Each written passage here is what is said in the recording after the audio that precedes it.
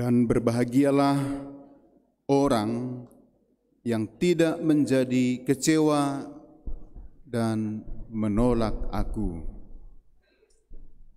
Saudara-saudari, kita berada pada masa Advent, minggu ketiga, masa mempersiapkan diri menantikan kedatangan Tuhan. Sebenarnya masa Advent itu adalah masa pertama permulaan tahun liturgi. Dalam permulaan tahun liturgi ditentukan arah tujuan kemana kita akan melangkah. Setiap lembaga itu selalu mempunyai visi dan misi. Visi itu keadaan yang hendak dicapai oleh lembaga itu, entah itu dalam waktu yang panjang, visi jangka panjang, entah itu dalam waktu menengah dan dalam waktu dekat. Ada visi. Situasi seperti inilah yang hendak kita gapai, tuju. Untuk sampai kepada visi itu ada misi, langkah demi langkah yang harus dilalui, yang harus dibuat supaya apa yang dicita-citakan, diidamkan dan dimimpikan itu bisa tercapai. Visi dan misi. Ini jugalah yang kita buat pada masa awal tahun liturgi ini. Bacaan-bacaan membantu kita untuk melihat dan juga untuk menuntun kita ke suasana, situasi yang kita mimpikan dan idam-idamkan. Dalam masa Advent ini, bacaan-bacaan yang diperdengarkan kepada kita diambil dari kitab Nabi Yesaya. Kitab Nabi Yesaya berisi tentang nubuat Nabi Yesaya. Dan nubuat Nabi Yesaya ini berisi visi dan misi orang beriman. Visi yang diungkapkan oleh Nabi Yesaya adalah ini. Nabi Yesaya menubuatkan, memimpikan, mengidamkan suatu suasana keadaan yang damai, sejahtera, dan harmoni. Itulah yang diidamkannya. Tentu saja idaman ini berdasar pada realitas bangsa Yehuda yang mengalami perang. Asyur menjajah Yehuda, terjadi perang. Orang dalam perang saling membunuh. Situasi ini dia mengatakan memimpikan suatu keadaan yang damai tanpa perang. Maka dikatakan Nabi Yesaya pada waktu itu katanya tombak pedang akan diubah menjadi cangkul sabit untuk alat-alat pertanian. Pada masa itu menggambarkan harmoni anak lembu dan anak singa, lembu dan singa berbaring bersama. Anak-anak di bawah umur mengulurkan tangannya ke lubang ular, tetapi tidak ada saling melukai. Itulah gambaran harmoni. Nah, untuk sampai kepada yang harmoni ini, keadaan damai, sejahtera, untuk sampai kepada yang diimpikan ini, Nabi Yesaya menubuatkan hadirnya seorang pemimpin akan tumbuh dari tunggal Isai seorang pemimpin. Dan kualitas pemimpin yang dinubuatkan ini merupakan langkah kan?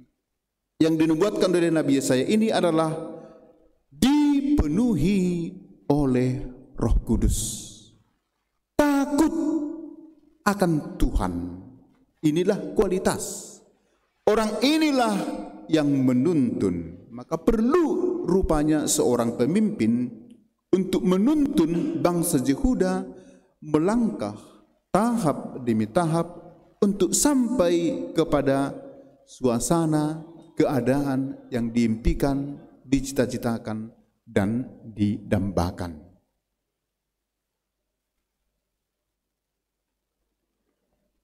Dalam Injil hari ini diceritakan kepada kita bagaimana Yohanes yang ada dalam penjara mendengar perbuatan-perbuatan Yesus. Maka dia mengutus murid-muridnya bertanya kepada Yesus. Apa isi pertanyaan itu? Engkaukah yang akan datang itu, atau haruskah kami menantikan orang lain?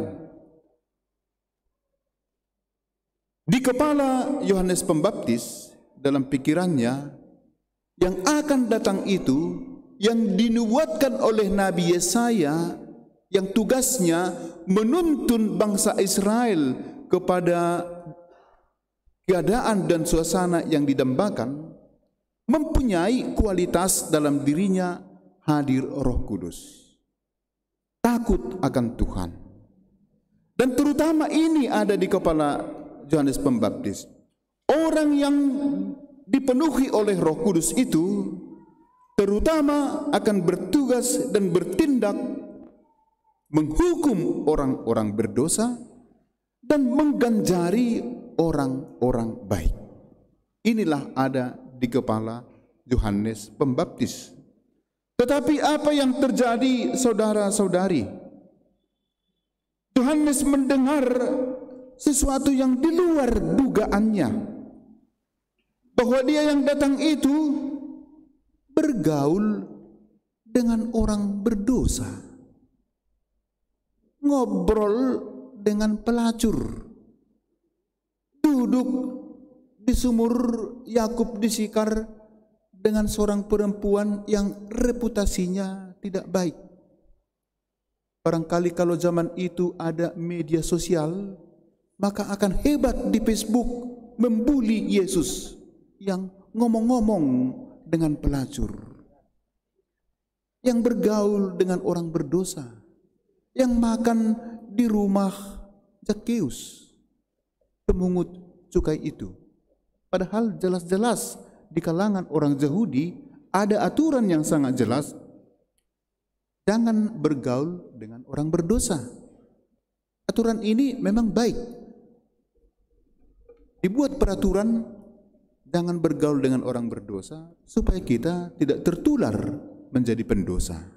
Kita juga menasihatkan anak-anak kita untuk tidak bergaul dengan mereka yang berandalan, geng, orang-orang yang suka narkoba, penjudi, supaya keluarga kita, entah itu suami istri, entah itu anak-anak, tidak tertular menjadi pendosa. Tetapi Yesus yang adalah rabi, guru yang terkenal, melanggar aturan yang ada di kalangan orang Yahudi. Inikah orang yang harus diikuti?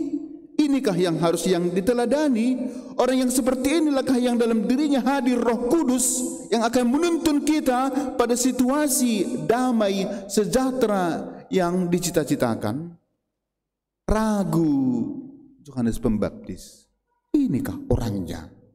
Maka dia mengutus murid-muridnya bertanya kepada Yesus, engkaukah yang akan datang itu, atau haruskah kami menantikan orang lain? Kenyataan yang sungguh berbeda dengan konsep dan harapan Yohanes memberanikan dia menyuruh murid-muridnya memastikan hal itu. Saudara-saudari yang terkasih, Yesus tidak secara eksplisit mengatakan kepada murid Yohanes, ya, katakanlah kepada Yohanes, benar akulah dia. Yesus tidak mengatakan seperti itu. Atau katakan kepada Yohanes, bukan aku. Tetapi apa dikatakan Yesus? Kamu sendiri mengatakan kepada Yohanes apa yang kamu lihat dan kamu saksikan. Yesus tidak menegaskan secara eksplisit. Yesus memaksa orang yang bertanya itu untuk mendapat sendiri jawaban yang personal. Kamu sendiri harus sampai kepada keputusan pribadi. Kira-kira demikian isi pikiran Yesus menanggapi pertanyaan Yohanes yang mengutus murid-murid datang kepada Yesus. Yesus mengatakan, katakanlah apa yang kamu lihat. Dengan ini Yesus menegaskan kembali apa misi kedatangannya. Dia memang sungguh yang dinantikan dengan segala kualitas Mesias yang sesungguhnya. Penegasan yang dibuat oleh Yesus bukanlah kata-kata tetapi dengan perbuatan. Kemudian kemesiasannya bukan sekedar Mesias yang diharapkan oleh orang banyak termasuk Yohanes Pembaptis. Dia bukan terutama hakim yang mengadili dengan kuasa, menghukum, bukan hakim yang menghukum, tetapi Yesus adalah Dia yang berbelas kasih. Dia yang murah hati. Katakanlah apa yang kamu lihat dan apa yang kamu dengar. Orang buta melihat, orang lumpuh berjalan, orang kusta menjadi tahir, orang tuli mendengar, orang mati dibangkitkan, dan kepada orang miskin diberitakan kabar baik. Kualitas Mesias yang ada di kepala Yohanes Pembaptis dan orang-orang Yahudi pada zaman itu beda dengan kualitas yang dimiliki oleh Yesus. Kualitas Mesias yang dimiliki oleh Yesus adalah Dia yang mengampuni, yang menerima orang berdosa, yang mengharapkan orang yang hilang ditemukan, yang mencari orang hilang, bukan yang mengganjari orang-orang yang benar, dan itu memang dibuat, tetapi orang yang mencari yang hilang.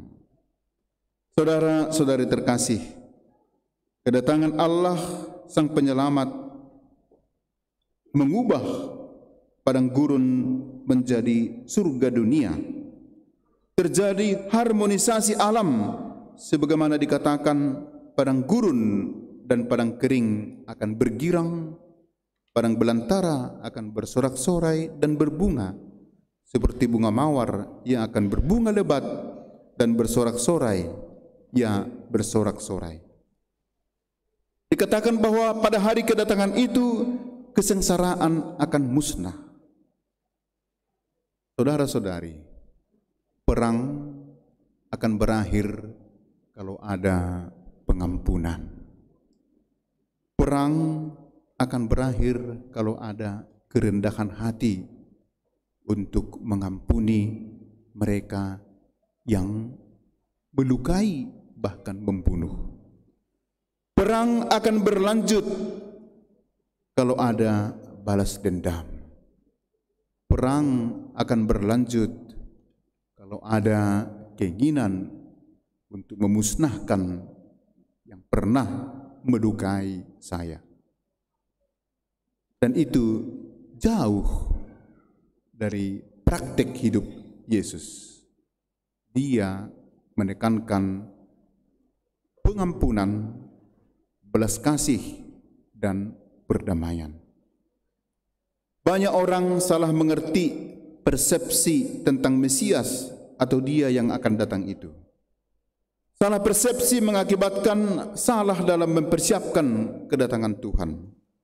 Tuhan yang akan datang itu adalah Mesias yang suka mengampuni, penuh belas kasih, bersahabat dengan pendosa, masuk rumah dan makan bersama pemungut cukai, dekat dengan para pelacur, dengan mengampuni orang berdosa, melepaskan pelacur yang tertangkap basah berzina.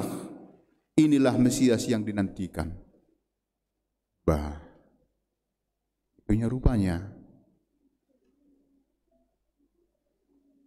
menantikan Tuhan, saudara-saudari, harus dengan proaktif, kreatif, ambil inisiatif, siap sedia.